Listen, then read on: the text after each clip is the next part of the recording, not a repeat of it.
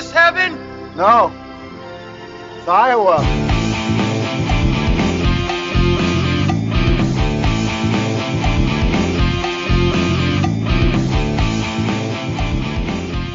Well, hello there, boyos. How you been doing? You want to get into a bar fight? I'm afraid, Ben. I'm afraid that if you push me... What'll happen if I push you? I thought I had to be friends with you first. Somebody just like you don't know what's going to happen next. Lucky Charms get in my way, I'm going to punch you right in the throat. Well, I used to fuck guys like you in prison. That's the wrong movie, Ben. I thought we were talking Roadhouse. On the Pod of Dreams. Before we start, do you have insurance? What? Your coverage good? Like, you have dental? Oh, haha. Is there a hospital nearby? Is it, like, too far? About like 25 minutes, I'd say. I just slapped you. Are you alright? What?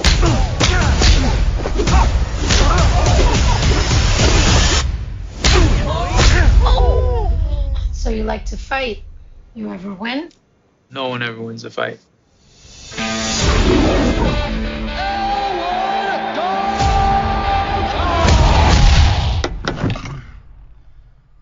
This ain't the Holiday Inn, pal. I'm moving. A friend of mine suggested I come talk to you. I own a roadhouse out in the Florida Keys. Lately, it's been attracting the wrong clientele. I can pay you good money. Judging by your car, you need that. Well, I like my car. Think about it. I know who you are. Elwood Dalton. Big fan, man. That guy's got a knife under his shirt. You just take a big step back and pop me in the face. You can do it. Tell me about this bouncer. Yeah, it's all nice, like he's Mr. Rogers or something, but then he'll haul off. Really interesting guy, overall. Brand wants to take the roadhouse away from me. He wants to build some resort. I should warn you. People have a certain way of getting things done around here. Hey, fellas. Looks like you're having a smashing night. Dalton! I got a tip for you. Don't let no one get this close. Let me guess. Threaten me. Tell me to get out of town. I get the impression that you can't be threatened. Once Knox is on the job, it's over, baby. It takes a lot to get me angry, but when I am, I just can't let go.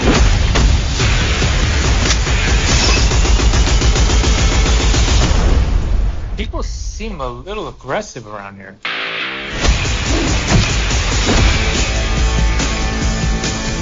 Is that one a friend of yours? No, I just broke his arm.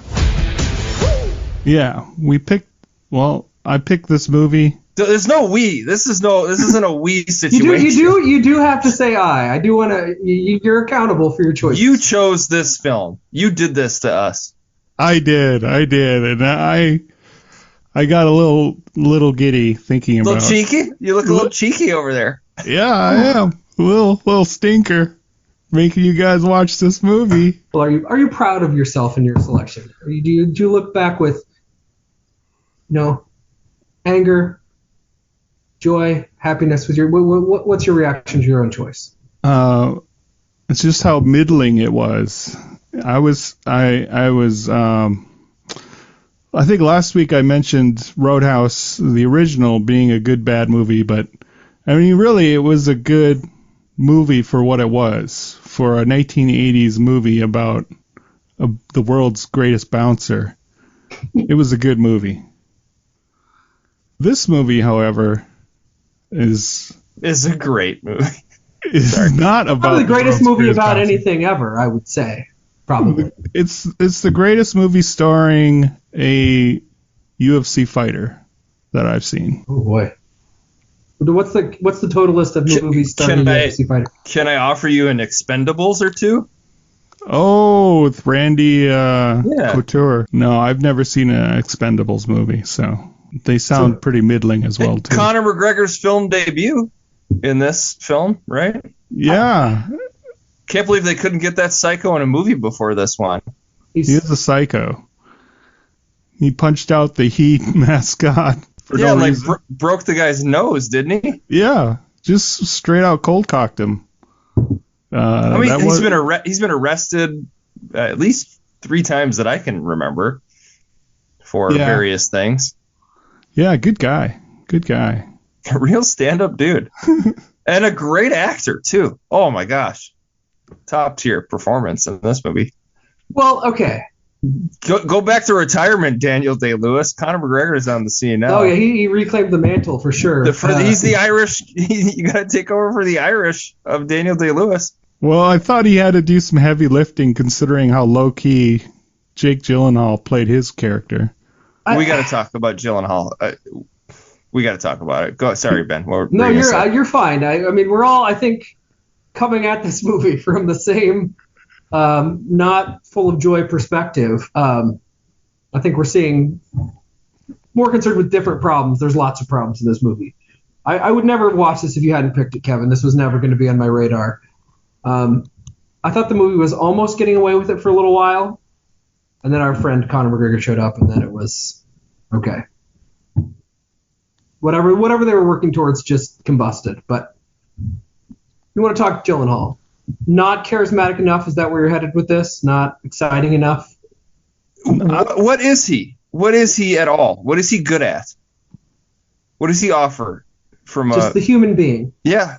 It was an interesting character choice to be so low-key and so dopey. He's like Forrest Gump in this movie. Is he slow? Is he supposed to be like mentally slow in this film? But he understands fighting so well. That's where that gets thrown up. He could just be kind of stupid. That would be one way of playing it. But they didn't quite play these zombies. Like, if I break this and this, you can't pull the trigger. And he's very quick with knowing how to hurt people and how much to hurt people without crossing a line. But also, what does he want? He doesn't want anything. He just sort of finds his way here for no reason because he didn't want to beat up Post Malone, I guess. I don't know. He wanted to die, apparently. Yeah, he was suicidal to start the movie.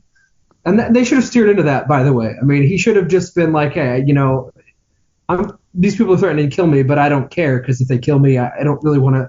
I'm iffy on being alive anymore. But what a bummer that is. We're just watching this guy, just the suicidal maniac. It's such a downer. See, that's my biggest problem with this movie is it a serious film about a guy at the end of his rope who was a fighter? Like, is it The Wrestler?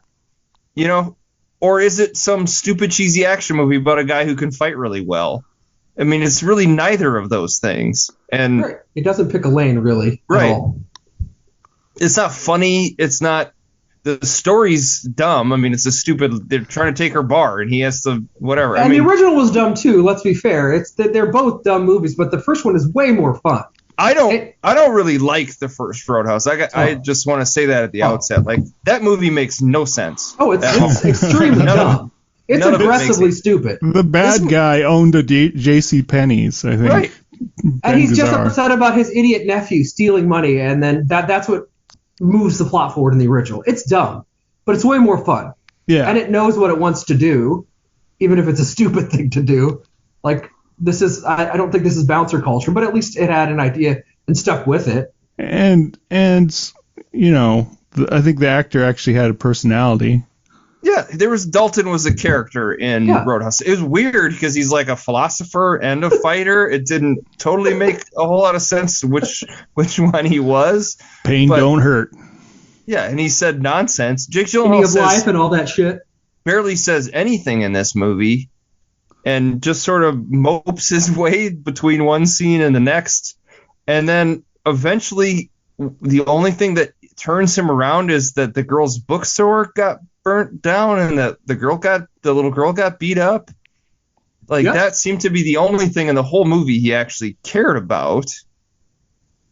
So I mean, it's another example for me of why Jake Gyllenhaal, I think, offers virtually nothing. He got really yoked in this movie is like really all it is like, look how buff I am. Although I will say there's so many little CGI tweaks in this movie that I wonder if his entire body was CGI'd the whole time. I mean, maybe he really was that ripped, but I wouldn't be surprised if they went in there and cleaned some stuff up with some digital effects.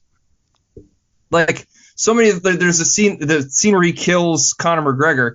You can tell those little wood planks are all CGI. It looks really terrible.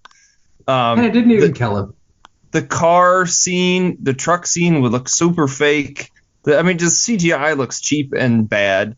If you're going to make an action movie, like that's why John Wick is so cool, because that shit looks like they're really doing it. Now, they do the same thing. There's a lot of CGI in John Wick with guns and knives and stuff, and you can tell some of that looks really dumb.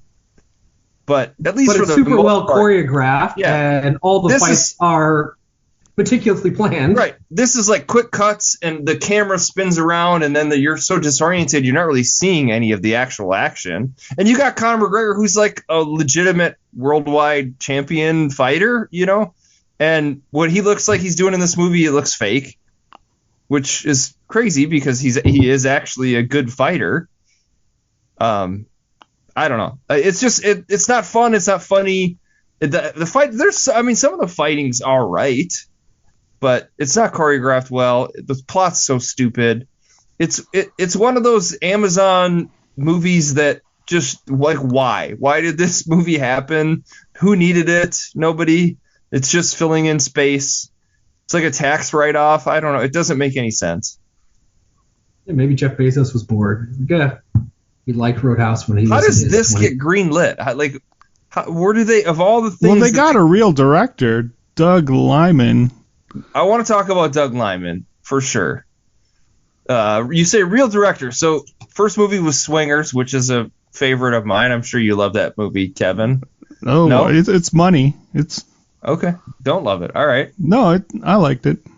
I like it too. I don't love it. I think it's fun, but I don't think I. I mean, the director isn't what makes that movie in any way. No, it's a good script, and it's also a fun slice of like a place and time, and the cast is good. Anyway. Yeah, cast was great. He's done Born Identity, which is a great action movie. Mr. and Mrs. Smith.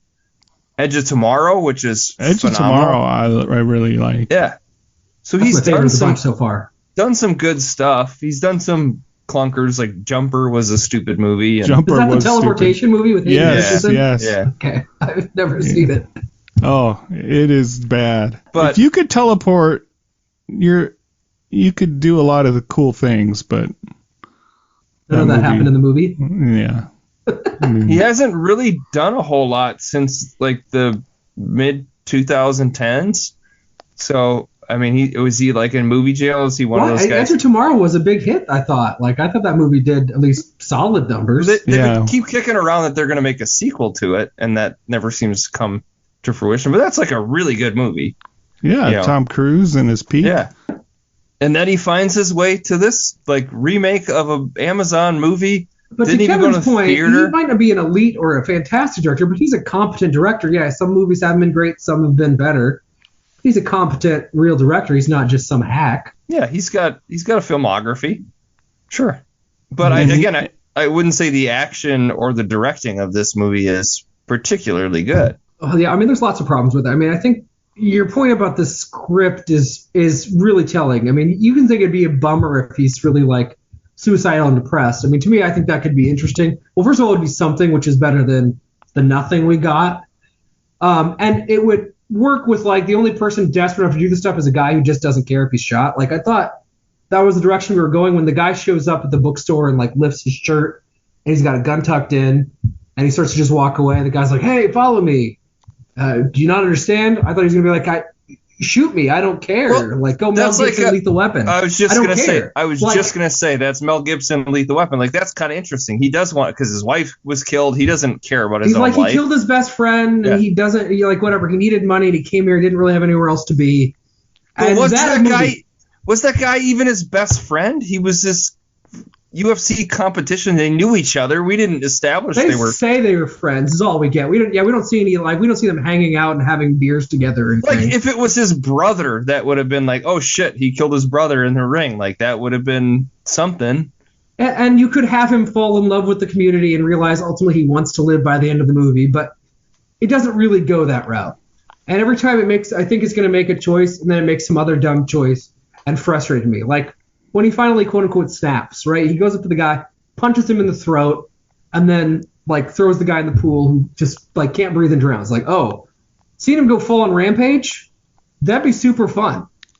Like, okay, let's see him just kill a bunch of people now. Like, let's see him go Hulk or whatever the hell you want to call it when he goes to his dark place. But then the next scene is like him knocking out a cop and making the boat, and then he has this plan to blow up the boat.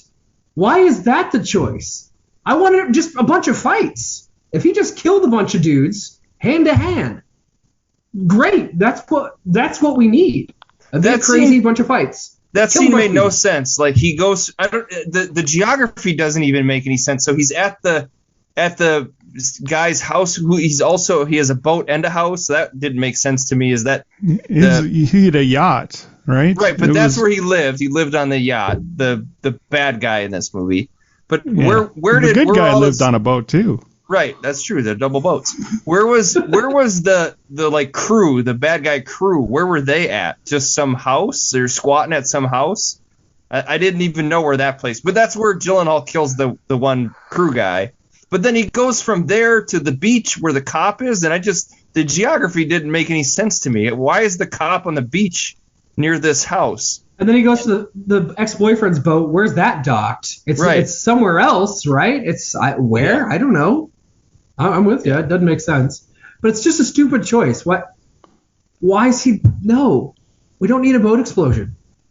We just need him fighting. You can fight him on a boat, I guess. I would rather you fight at the Roadhouse, where we ultimately end up.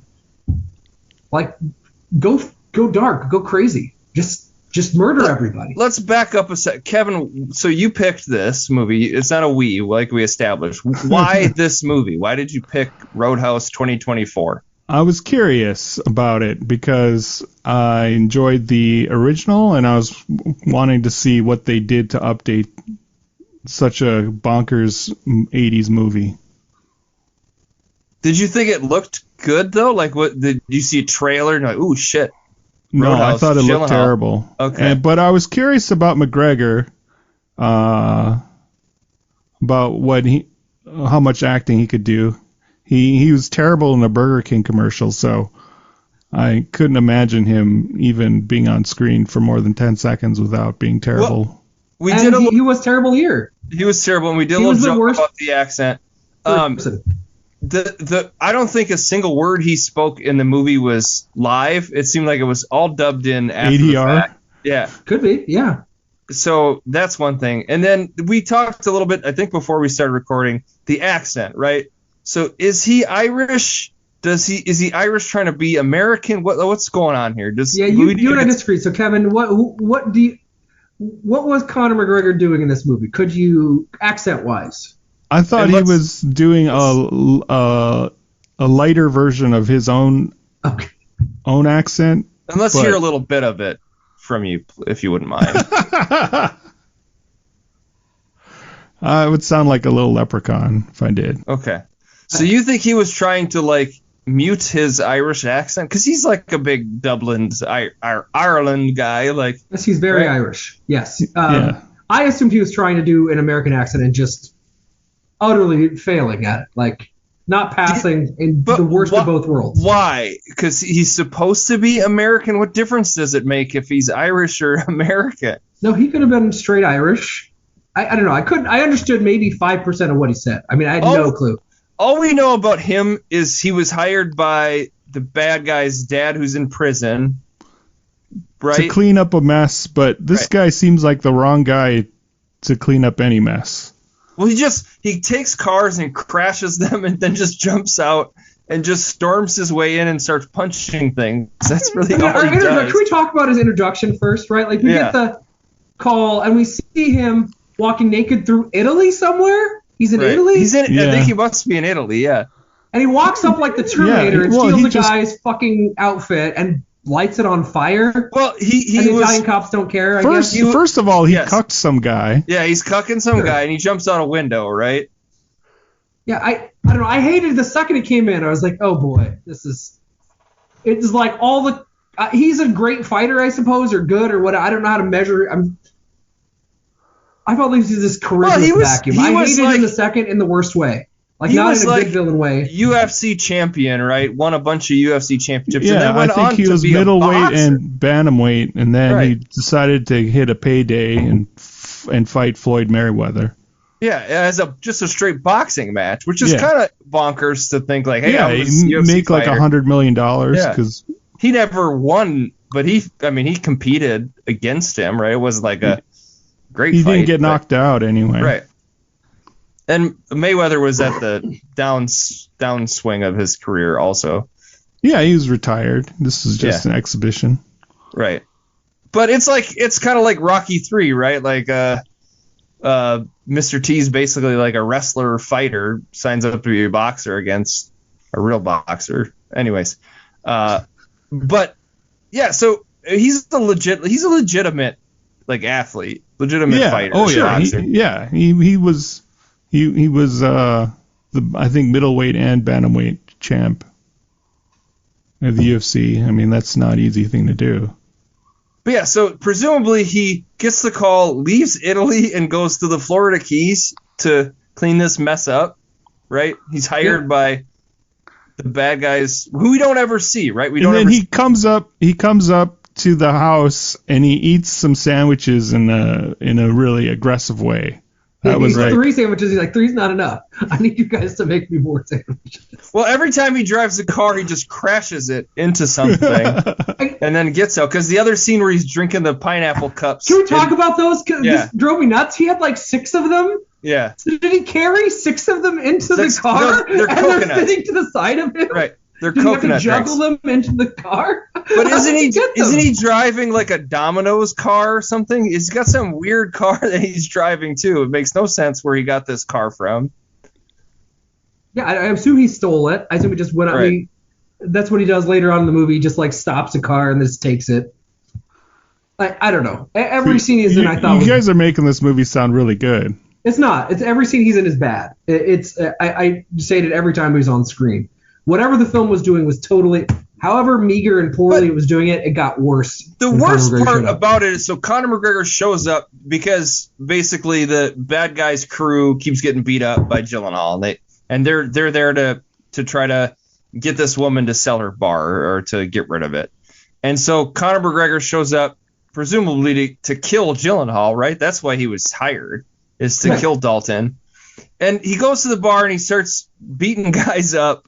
And he's like, Dalton! And Gyllenhaal's just sitting there watching all of this happen, which I didn't understand why. Like, why didn't Gyllenhaal get in there and stop these guys? He was scared to release the beast. Right, but he just looks scared, just plain scared of McGregor. Well, yeah, so he's not scared of a fight. He's scared of himself. He's scared of who he is when he really lets go. When he loses control, Eric. But how is he being Bruce pushed Banner harder? doesn't want to unleash the Hulk, you know what I mean? Yeah, but he had already beat the shit out of like 5 other guys. He broke the one guy's arm. But he was in control the whole time. He was never not in control.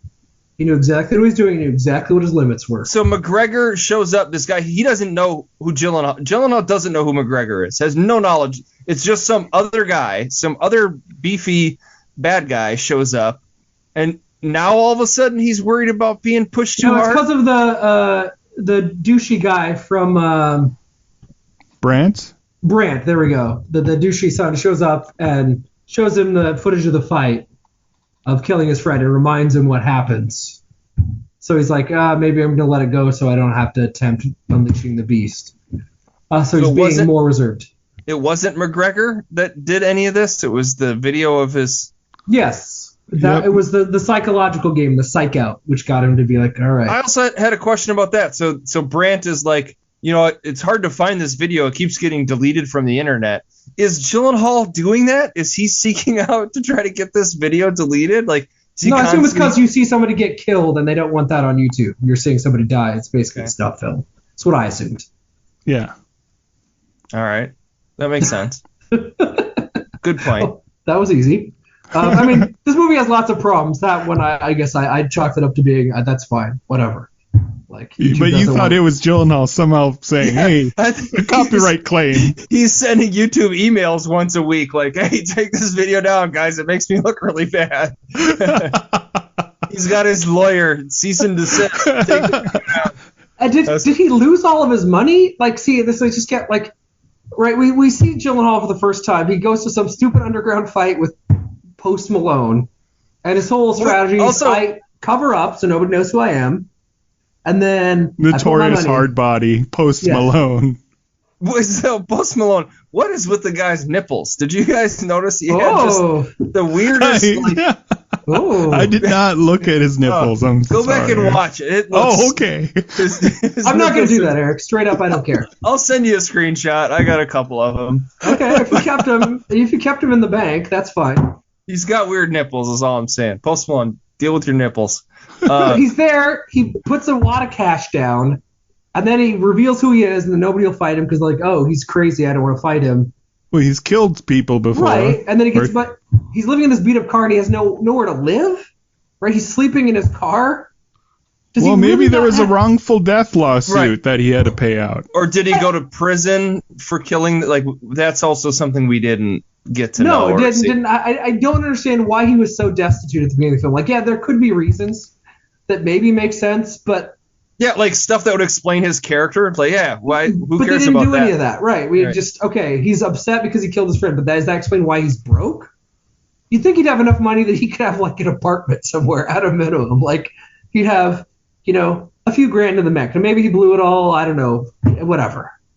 I don't know. It was one of the many questions because this movie wasn't working. Is like every little thing then became like, wait, does that make sense? No, and then the only thing we really know about him is he can fight. That's literally the only quality about his character that I. What caused him to snap in the ring when he killed his supposed friend? I couldn't even tell. It looked like just normal fighting stuff. Right, he got hit in the face, I think. Well, but like you're in a UFC fight, that's fair game, right? Yeah. You're consenting to that if you do a UFC fight. But did the guy say something? I just didn't. Well, and he didn't really snap. He just threw a knee to the face, which seemed like a good move.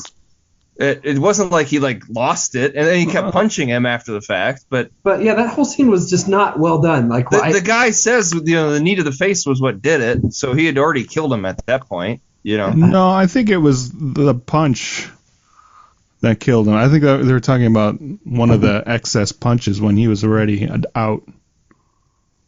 Well, either way, like it wasn't as if something weird happened in the fight. He just kneed him and then punched him too many times. Yeah. But then we waste the suicide. I mean, like, right, he considers putting himself in front of a train to die. Right? Okay, so he's that depressed, that bummed about his life. Okay. But that goes away completely. We don't explore the suicidal thoughts ever again.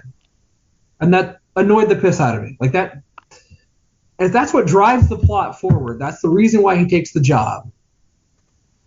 We're not going to deal with that again at all. Also, the biggest problem is this movie takes place in 2024, right? Modern post-COVID America. In Florida's really America. It is, right? I mean, even though it oftentimes doesn't appear to be, but it does. And where in America are there bars where people are just fighting nightly? Does that even happen?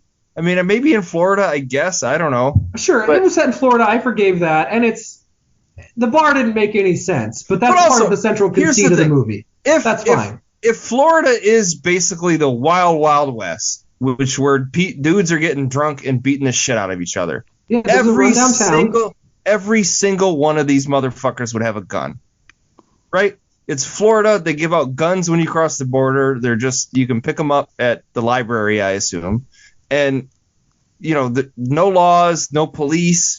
There's fights. Every one of these fucking guys would have a gun. And there would just be a shootout every night. There would be shots fired, right? If this was any bit realistic. Sure, that's fine. I concede that, okay, they're at a roadhouse where it's this massive place, it's super busy, even in this smallish town, and people aren't packing heat all the time. I just concede that's a fantasy. That's fine. The first movie's a fantasy. None of it makes sense. This one doesn't make sense. They're at this bar. They still have to have the wire to protect the band. Yeah, the chicken people are wire. So rowdy. How is this many people have this much money to fill a space this big? It doesn't make sense. People would have guns, but I didn't have a problem accepting that. Like, okay, they have a massive roadhouse. People don't have guns. It's an action movie. There's always a dearth of guns in action movies. Usually, not so much in John Wick, but in a lot of other movies. Like, okay, yeah, the hero would probably get shot under normal circumstances. Yes, it's a fantasy. It's a Wild West fantasy. There's like two guns in the whole movie. There's like the one shotgun and the one gun that the guy has in his belt. Like nobody else has guns. It's crazy. Yeah, and the only time that's true. Gyllenhaal gets shot at is with a spear gun, and he even mentions it. Right. Spear gun? Spear gun? So I had a problem with that. Well, sure, that's fine. I didn't have a problem. There was a billion things I cared about more, but yeah, there should be more guns in the movie if it's being at all realistic. Well, it's just you want to make a movie about fighting, right? Like fist fighting and brawls. Yeah. There's just no way in modern society that happens without guns being involved. It's just not the America that I live in or I know. So. Sure. Yeah. Yeah. Oh no, I agree. It's like if you want to kill the guy, just shoot him. Why all the fuss? The only people that do have guns are the bad guys. It's the whole Austin Powers, like, I have a gun. I can go get it and kill him right now. It's like, nope, we need to hire the Irish. We need to hire him in an easily escapable situation and assume everything goes according to plan. We need to hire. Don't get it. Eric, you don't get it. The crazy Irish guy who's in Italy right now. We need to hire that guy to come all the way down to Florida to fight him. That's the way this is going to end. Like, no, it's like, Dad, I got a gun. I have one. I could just shoot him in the back of his head. The cops won't care. They don't give a shit. And was the son's plan to do drug running again, or did he really just want to create a resort? I mean, was that really... He just wanted a nice little all-inclusive beachside resort. I think he was actually the good guy in the movie. It's really his story. He got attacked.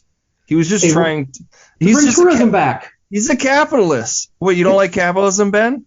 No, I said he's trying to bring tourism back. He wanted to get people visiting. No, but everybody skips it over, right? It's just... maybe he was the hero. And his death is a big tragedy. The Glass Key. Is that a real place? The Glass Key? Is that? I thought they kept saying Last Key. And then we saw the bookstore where it was called the Glass Key. I was like, oh, that's what they've been saying this whole time. If it's a real place, it's news to me. I don't know. I assumed it was fake, but the girl with the bookstore, like, that's another one of those streaming movie tropes they throw in there, and it's always the like, there's the little kid that he cares about, and that's gonna get him to connect to the real world. It's like that's all the so lazy bullshit storytelling that like I'm just done. Like, have you guys ever watched Reacher, the show Reacher on Amazon? No. It's okay, but it's like exactly like this movie. This might as well have been the Reacher the movie, because it's the same idea.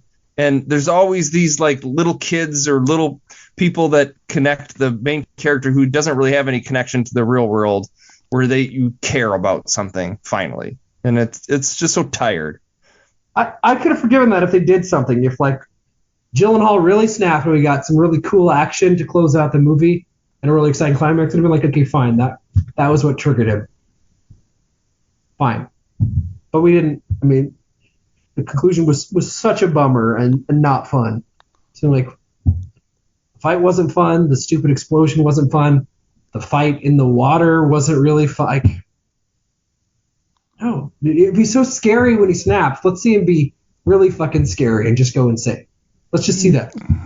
You guys obviously weren't the audience for this movie. The audience for this movie, this is how dumb the movie thinks the audience is. That Charlie from the bookstore, she actually recites the plot of the movie to you so that you get it. You're like the sheriff that comes and cleans up the town. Oh, okay. Thanks for making the subtext text, just laying it out there. Oh, this is actually one of those mystery westerns. Yes, we got her as describing the meta narrative the whole time. What if the hero stays around? Well, he doesn't. He pulls a Shane, and he leaves. He's got other towns to clean up. Yeah, I don't know what he's going to do at the end of the movie. I don't know. He's going to go back to his car? Is it in the shop repaired? That's the real love story. Him and his car. He didn't want to leave his car in the beginning. Right. But see, I think this movie, if you take Gyllenhaal out, right, so get rid of him and whatever it is he's doing in this movie, in his fake abs, and you put in somebody that has a little bit of charm or somebody who's like psycho, like a Mel Gibson Lethal Weapon kind of situation. And I think it's not as bad. I think it's actually like a watchable movie. I really think Gyllenhaal is the biggest problem with this, if you're asking me, because the it's stupid, but it tracks. You know, it's a whatever. It's a plot. And it's just that his character, I care nothing about him or what he does, and I just want him to go away for most of the movie. That it doesn't work for me. Yeah, he's like low energy. I don't know why he's so low energy. Yeah, it's like he every time we cut back to him, he's like moping around. It looks like he has CTE the whole time, really. Yes. But then he should be like emotional or have mood swings or something. But when he talks, he usually, again, he seems to not be dumb the few times he says anything. But he makes really dumb decisions. Like, he does dumb shit. What are the dumb things that he does? Well, just he signs up for this to be this bouncer in the bar, and then he just sits there the whole time and doesn't really fight. I guess he sort of trains some of the other bouncers. Yeah. But he doesn't really get involved much. And she wants to like hire him, and I guess by default he sort of does take the job.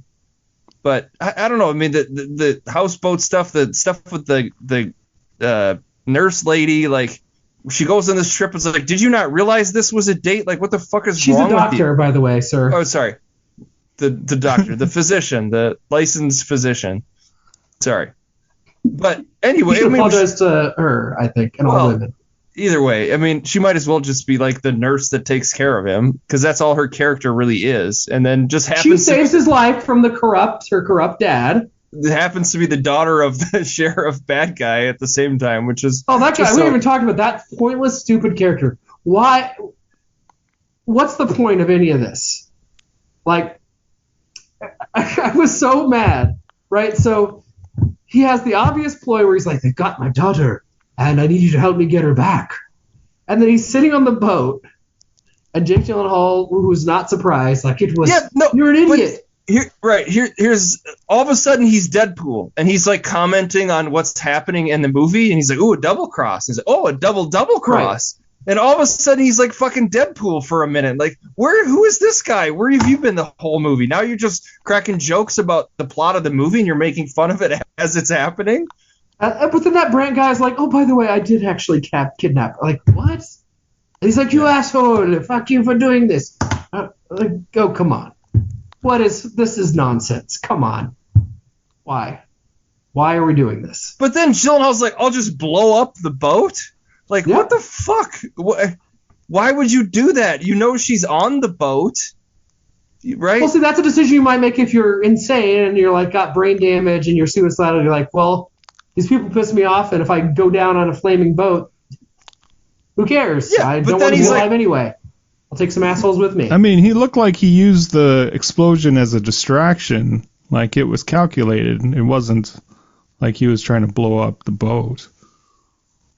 But it blew up the boat he's on, and there's a lot of ways that could go very wrong. I mean, it's not like he's a demolition expert. Explosives while you're on the boat? Like, that seems like a stupid decision, and like, you know the woman's there. Debris could knock you out. You could get, splinters all over your fucking face. There's a lot of ways that could go wrong. It's something I don't think you would do if you're trying to make this a plausible thing. You would only do it if you're really desperate and a little bit crazy. That's the only rationale. I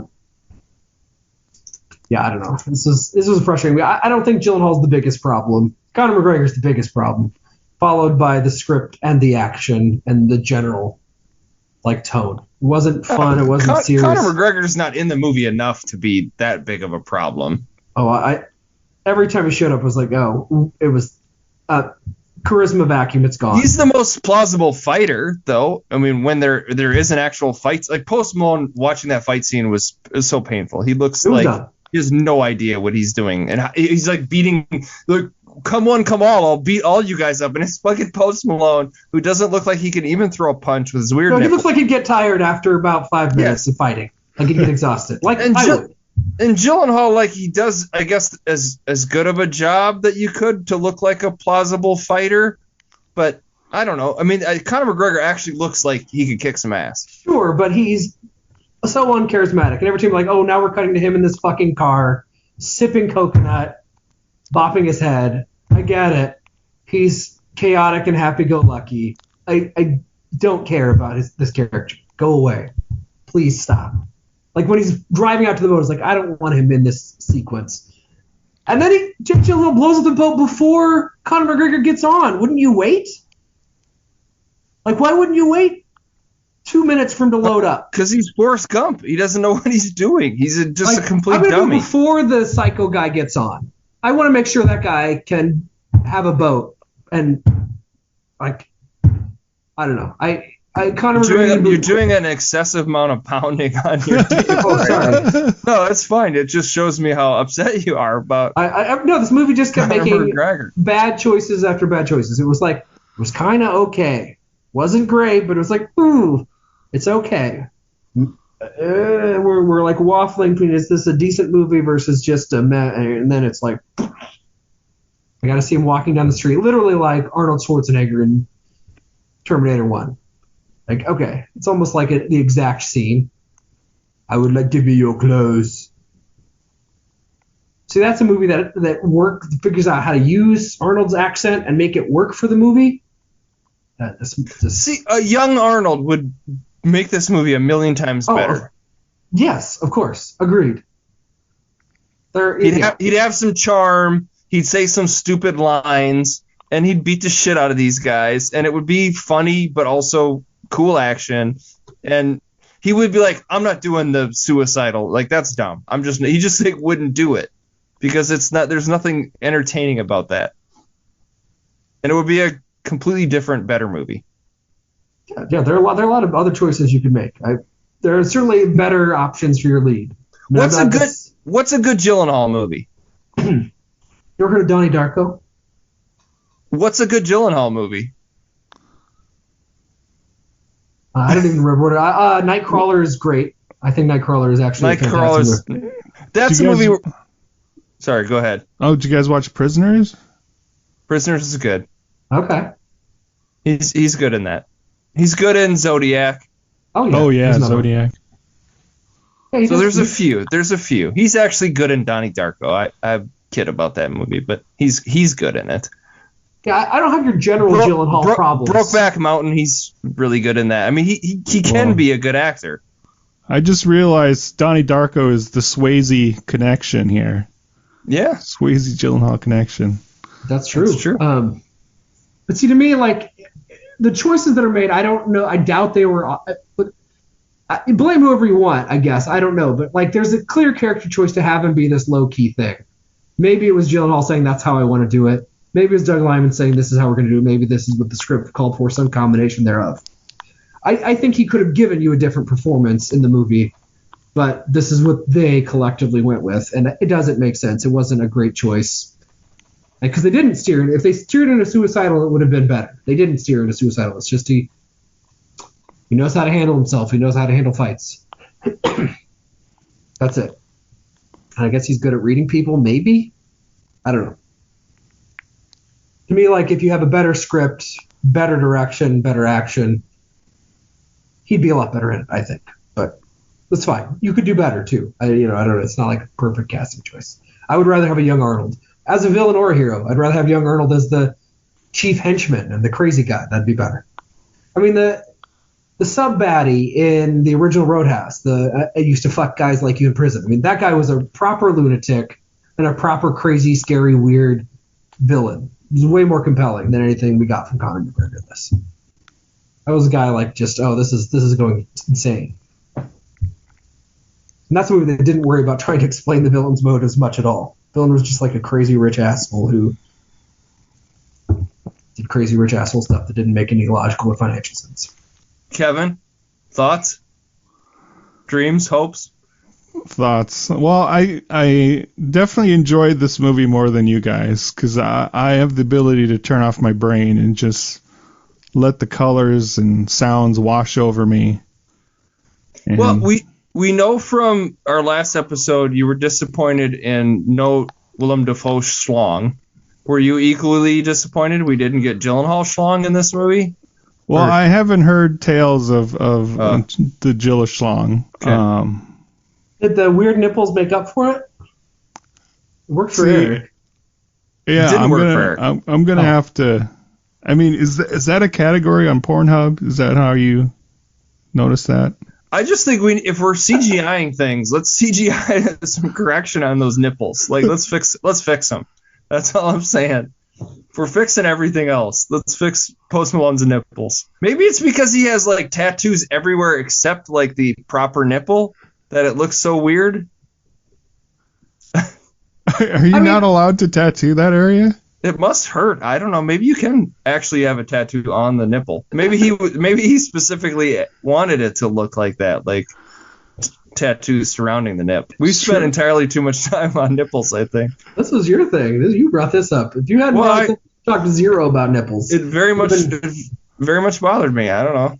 And I'm a big Post Malone guy. I don't know if you know that about me, but giant Post Malone guy. But you're not big on Post Malone's big nipples. No. Well, that was the first I've seen him. I hadn't seen the nipples before, to be honest with you. Okay. It's my first, and it really stood out. I don't know. It was very off-putting.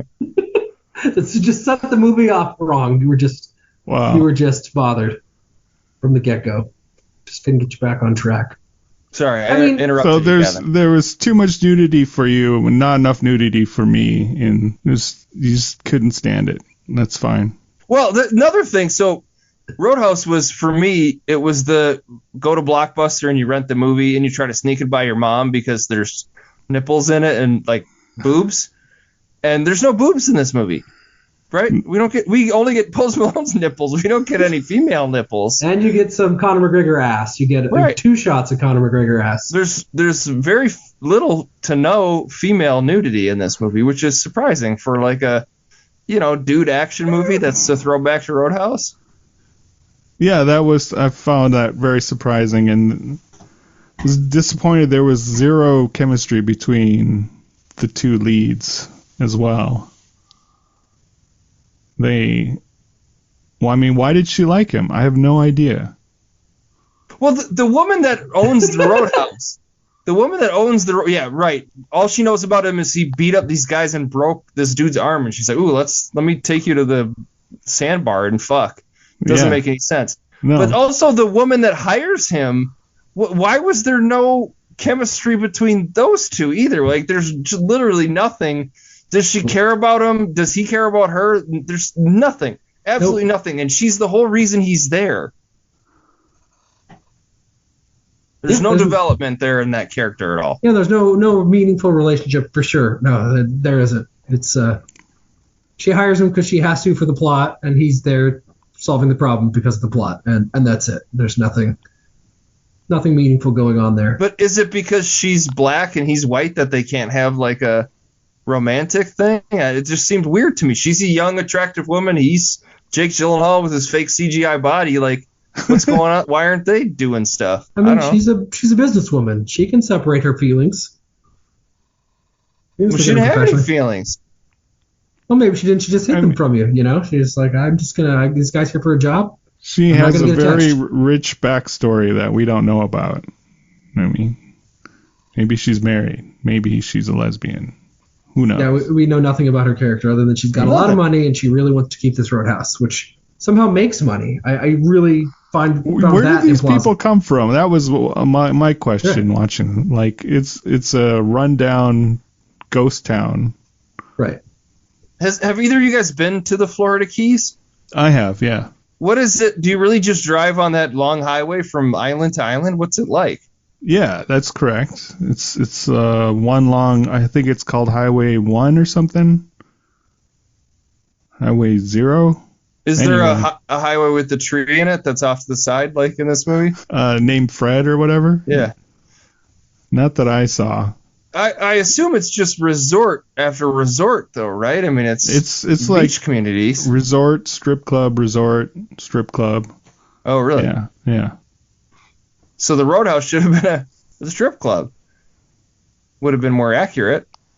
Right, but it would have been less wholesome. You're trying to get people on board. You can't make it objectionable. Yeah, it didn't make sense. Yeah, where do they come from? This is this isolated small town island, right? We get that because everybody knows Dalton's name after he's there one night. He gets the hi Dalton. But then, are they coming from other islands? Wouldn't they have bars at their own islands? What's so cool about going to this one? How are they paying for the band? I don't know. The band they played some bangers. I like the band. They had several different ones. Yeah, I liked the music. I was like, okay, which band? Fun. The one with the old guy lead singer, or the one where McGregor told him to stop playing? I like the one that said, "Hey, I know we're at a bar, but can I take you to church?" And they played some like funky gospel tune. It's like, all right, I dig this. That was my favorite track, I guess, for ranking the bands of this movie. Didn't the one do like a Rolling Stones cover? The one that had the woman singer. I can't remember. Maybe it wasn't the Rolling Stones. Oh, no, it was a cover, and I've already forgotten it. But yes, Speaking of covers, did you guys catch the Metallica? What I Got. That's right. Wasn't it? Yeah, that was right. Sublime. Yes, Sublime. The Sublime. Yes, it was Sublime. What I Got. Yeah. Are you sure it wasn't Santeria? Life is so short, so love the one you got, because you might get run over, or you might get shot. Never start a static. I just get it. That's what I got. Yeah, love that's right. it. Yeah, you're right. That's what I got. Okay. That's right. Yep, that's right. Anyway, sorry. I like the Enter Sandman because that was like his entrance music, right? And then it just starts playing out of nowhere for no reason, which is fine. And then the fighting spirit who's entering the zone. Like, have a character play the music or something. Have somebody at the bar. Have the band do it, or click on the jukebox or something, and somebody accidentally hits. Somebody's there, hits it, or is like, "Oh, this is your like." I need to pump you up and motivate. That would make more sense than ephemeral, non-diegetic music. Like, have a character do it. Like, hey, I know this used to get you going, man. Like, because it's the only instance of it in the whole movie where a song just starts playing. Yeah, like, you paid for the rights for the song. You use it way more effectively than that. Like, come on. You paid for whatever the 15 seconds. It's cheaper just to do the riff, the intro riff, because we don't actually hear the exit light enter. I'm sure it is. I'm sure they negotiated at what they were willing to pay. You don't get any words. You don't get anything. It's just like that little intro. That's fine. Lars is like, as long as there's drums in there, baby, we'll let you use it. Sure, that's fine. And it sounded like a cheap cover, too, which was weird. Yeah, it's probably not even performed by Metallica, so it's cheaper that way. I don't know. I mean, I can shut my brain off, Kevin. I love the original, and it's very dumb. It doesn't make sense, but it's fun. All the action is fun. And Swayze is very charismatic. Right, and he's got a character. His character doesn't make any sense in reality. Like this Taoist bouncer fighter guy, samurai, whatever, is nonsense. And that he's this expert, not just in bouncing, but in how to run a bar. It's all ludicrous, but hey. That's the premise, half of that movie, he's like going into the economics of the bar, and he's like doing accounting and shit. It's like, wait, what the fuck is this? This is how much the drink should be. This is how you should handle this and that and this. And he knows the blues singer, the blind blues singer. I mean, look, it's ludicrous. It's so stupid. But at least it has the idea and the vision, and it sticks to it. And it makes it fun. I mean, there's monster trucks going through storefronts, a proper douchey rich guy who's just there to be a douchey rich guy who doesn't really make any sense. Absolute lunatics, fun action, crazy lines. There's no good lines in this at all that I can recall. No. There's not a single memorable moment. I enjoyed, and he had a really bizarre line reading, though, was when Conor McGregor says, finally we have our octagon or something like that, and he's like, who taught you shapes? It was a really strange way of saying. Again, it's like he's Deadpool for a second. Like, what is happening? This is not the guy that's been in this movie the whole time. Yeah, exactly. But that's I have this conspiracy theory. So you mentioned this was the number 2 Amazon movie, right? It was probably number 1 when it first came out. Came out, right? So here's my conspiracy. So for whatever reason, they didn't update on your Amazon Fire Stick. I use Fire Sticks is what I use to watch shit. And if you let it run, like a lot of times it'll tell you not to plug it into the TV, actually plug it into the outlet, so it stays on the whole time. And if you let it run, it will actually just jump into whatever the main screen is, and it's often been Roadhouse. And it'll start it up. It'll show the first like 10 minutes, or it'll just jump right into the trailer. And I think that's how they get all these things to have like 10 million hours watched. It's because it's just fucking running in the background for most people. But so you're saying this is like that U2 album that everybody got downloaded when you had an iPhone. Yes. Like, oh, look at how many downloads it's got. Everybody loves this U2 album. Right. No, it's just everybody bought an iPhone or whatever. Yes. That's my conspiracy theory with all Amazon products is it runs in the background so they can count that as a view because it starts up and then after 10 minutes or whatever it restarts. And so every time you leave your thing turned on, it's running those views. But it always shows that scene too, the octagon scene. So I've seen it like 50 times. 'Cause I'll just leave my thing on, my Fire Stick on, and it shows that scene. But you're right. It's a weird how he says it. He's like he's cheeky again. He's like, I didn't know what he meant. Thought you Was shaved. that the fighting arena? I didn't even get the reference. UFC fight in an octagon. Okay, That's what see, they I didn't call know it. that. Okay, I mean I kind of guessed that. I was like, I don't know what that means. And then like Brent gets killed by Conor McGregor, which I don't. Is that Brent he does wants get chaos. He's the he just Joker. snaps his neck. Yeah, he's just an agent of chaos. Yeah, that's right. He might as well have the Joker paint on. Actually, that would have made the movie 10 times better. For no reason, he just had the Joker paint on. Sure, make him seem crazier and less detached from reality, right? I mean, then here's a guy who is just totally disengaged and is a sociopath. Doesn't even care about it. He just wants to watch the world burn. Fine. He just wants to watch the Roadhouse burn. Wants to turn Glass Key into the Sand Key, if you know what I mean. Still, why would the dad pick him to clean up a mess? And that's the only instance the dad we get, and it's so bizarre. Why are we throwing the dad in this? Yeah, well, that's the sequel. That's for the sequel. The dad's there you come go. back. There you go. Cool. I think you're onto something there, Lane. Who is the dad though? Who plays the dad? Like someone weird, like Antonio Banderas or something. I don't know, Brent or Brandt or whatever. Russell Crowe. White. Right. I know it wouldn't make any sense. Okay. Russell Crowe, sure. Russell Crowe could play a douchey Florida Key gangster just fine. He'd do just fine. Sure. But he's full on Australian. Well, he can do an American accent, unlike Conor McGregor, who I don't think can at all. But sure, you could have him just have the Australian accent for no reason. All right. Well, Kevin, are you happy that you watched this? Are you satisfied? I do, because you said you wanted a palate cleanser. Do you feel cleansed? How much richer is your life now that you've seen it? Well, it really just went into my eyeballs and just fell out. You guys are reminding me a lot of the stuff that I already forgot about the movie. So sounds about right. So yeah, it slid off my brain pan pretty quickly. Didn't track in that long-term memory like that sheriff guy with the board to the head. There you go. See, you remembered anyway. About another thing. It didn't great. Work. Yeah, it didn't work, but apparently it worked for me. It was like I got concussed. Did afterwards. you? Wait, 2 hours later? Whoa! I don't know what happened. I guess I watched this movie. Oh. Yeah, I watched the movie. It left me with a pleasant feeling of having watched a stupid action movie. Having watched a movie. So it's like your like one sentence description is like this movie is like getting hit in the head with a board and forgetting everything you just watched.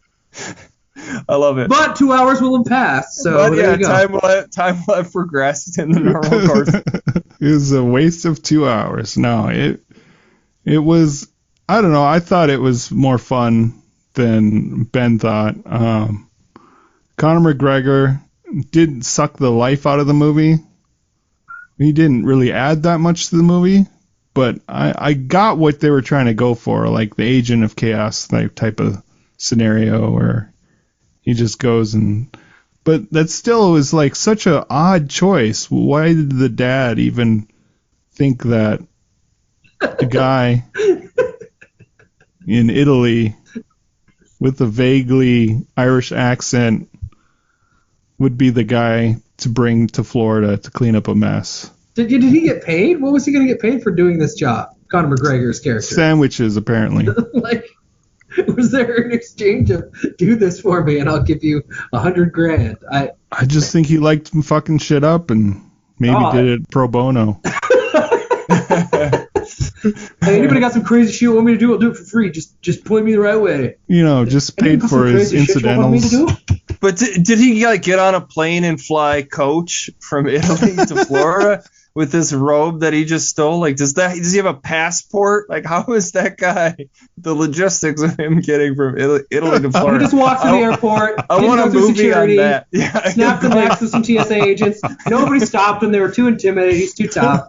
Did he just? He didn't even pay for a ticket. Ocean? He just walked onto a plane. Well, it's just like the hospital scene at the end credits.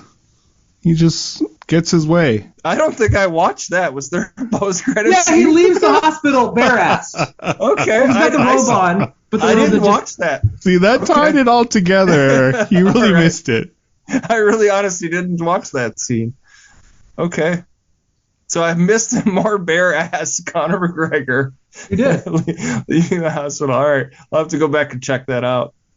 So he's in the sequel, too, no doubt. Oh, yeah. That's what I want. Or this incomprehensible Irish guy with a dumb grin on his face. Well, see, I think they were going for like a Fast and the Furious kind of vibe because those movies don't make any sense either. But there's something fun about those that was missing from this. Yeah, so maybe they'll get there. It definitely wasn't as fun as a Fast and Furious. Yeah. I mean, how does this compare to like an Aquaman? How does it compare to Aquaman? Yeah, that's a dumb movie, but fun. Yeah, right? but that's a kid's movie, though. I mean, at its core, it's just that's a kid's, superhero film. Okay. Was this rated R? It must have been, right? No, there wasn't any nudity. The violence was. There was not a lot of blood. There's almost no blood. Post Malone's nipples don't get you an R rating. Only in your mind, Eric. That became NC-17. How many people got stabbed and killed? That doesn't make it rated R. They were very non-bloody stabbings. How graphic was it? It was like I don't hardly remember a drop of blood. Gyllenhaal gets stabbed in the side in that first scene where he lets the guy stab him, which was like, well, what? Okay. And then that was an odd choice. So he's bleeding there. He has to go to the hospital, and because he's bleeding, he doesn't though. He just duct tapes it. Yeah. Well, the nurse lady who is actually like the physician's assistant, the one who didn't go to med school, who just did like a night program. Yeah, she couldn't. A woman can't be a doctor, right? So must have been a nurse. No, doesn't she patch him up at some point? Yes, right? Yes. When he brings the guys to the hospital, that's where it was going for humor to have them all in the car together. Like he beats everybody up the first night he's there, and he's got to give him a ride to the hospital, and then he meets the doctor who chews him out at first. Yeah, and that other thing, I liked the gangster that was the comedic foil. I thought he was pretty funny. He breaks his arm. Yeah, he broke his arm, and he's just like riding bikes. I just like riding bikes. It's just tough to do that by yourself. But these guys weren't as nice as I thought. Yeah, that was a good line. I enjoyed that. All right. Anything else? You guys want to give your ratings? Yeah, like I said, I thought it was more fun than what you guys thought. So, I give it 3 stars. 3 shiny stars. Okay. Ben? 2 for me. I mean, it wouldn't have taken that much to make it a 2.5 or a 3-star, but it just did not do enough to get there. I mean, it was just kind of a big letdown. I mean, it wasn't the worst thing I've ever seen. There are moments that kind of work, but it was a movie that was, at best, it was nothing. At worst, it was kind of annoying. So it's like, okay, that's 2 stars. What about you, Eric? I'm a 2 as well. I think this would have been like in the movie theater where you just sort of have a few beers and you're laughing at how stupid it is. Might have been more fun. But watching it at home, it's one of those straight to streamer kind of things. I'm a 2-star. It's just for all the reasons I already mentioned. Gyllenhaal, his performance, you're losing at least a couple stars for that. No, you know that there's like 5 movies and you think he's really good at, but just lose 2 stars automatically. But there's a lot of movies he's really bad in, like Prince of Persia. I can think of one. He's like fucking terrible in that. This movie's he's really bad in it. Do you think it's his fault or Doug Liman's fault? mean, do you think that's his choice to have the character go that route? It had to have been. You think so? Yeah. You think Doug Liman's like, no, you're going to be subdued. I want you to have a dumb grin on your face. Like, does he think he's going to win an Oscar for this movie? No. So just be stupid. Why go into the whole dark, depressing, scenario? But I mean, again, can you tell whether that's him or Doug Liman saying this is what the script needs? We're going to play this low key and mellow. I mean, yes, if he made those choices, he's like, this is how I want to play it, then bad call. I just don't know. Well, that's the way it came off. Fair enough. Yeah, I don't know. I just think he's just one of those actors who sometimes he's great and sometimes he's just really bad. The Prince of Persia is just a terrible on its face casting decision. I'm sure he was bad in the movie. I've never seen it, but that on its face, why is he a Prince of Persia? Why is he in that? Is that the one, The Sands of Time? You can yes, I think manipulate time. Right. Yeah, he's a Middle Eastern warrior guy. That's a strange choice for Gyllenhaal. Yeah. Like do you guys see Jarhead? I think he's not good in that movie. He's just fine in that movie. What do you think of Maggie Gyllenhaal? She's okay. She was in a Nolan movie. Yeah, there you go. She's all right. She's the worst part of The Dark Knight. Yeah, I agree. She has very little to do in that movie. I mean, it's not like it's not a very meaty role. Yeah. Ambulance, the other Gyllenhaal movie, that he in that he's just like crazy, but it could live without it. I don't know. Isn't there a movie where he's a cop and it's like camera footage? Yeah, that movie, End of Watch, that's actually a pretty good movie. But okay. It's like a found footage kind of right cop movie. Yeah, I don't know. Not a huge Jake Gyllenhaal guy. But anyways, nothing else? We're moving on from Roadhouse? I think, yeah. I mean, mileage may vary. You're not going to have that. It's not going to be one of the best action movies of all time. At best, it's going to be a sort of fun little 2 hours that'll go by and nothing will. That's the best case scenario.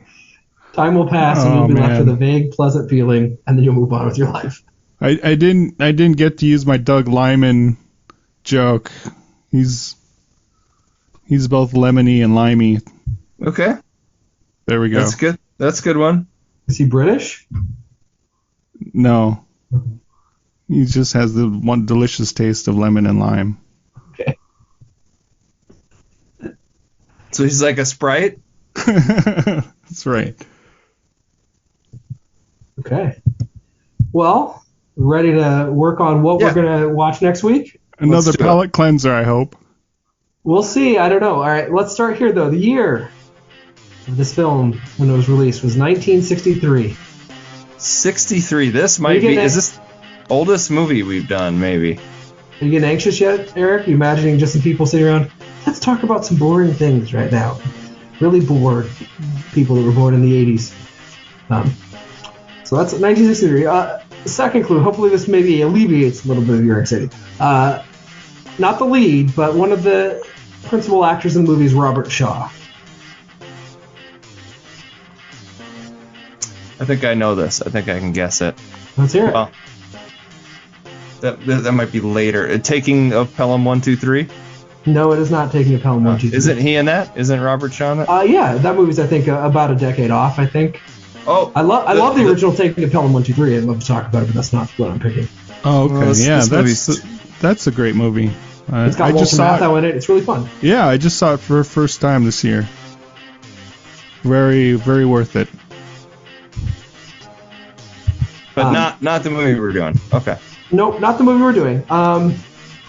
See if this helps. It's a sequel. A 1963 sequel. It's a sequel.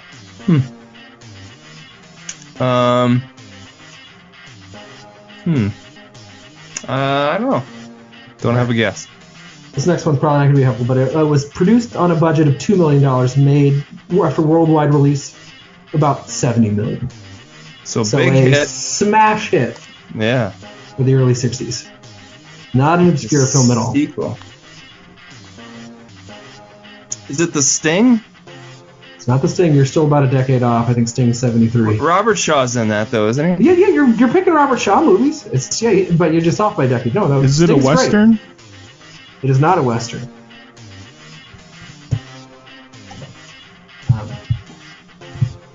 All right, do I want to? All right, maybe we'll start narrowing down. This will be another clue. This will narrow the pool down considerably. We'll see if you can get it from here. Depends on your notes. Okay, here's clue number 5. James Bond.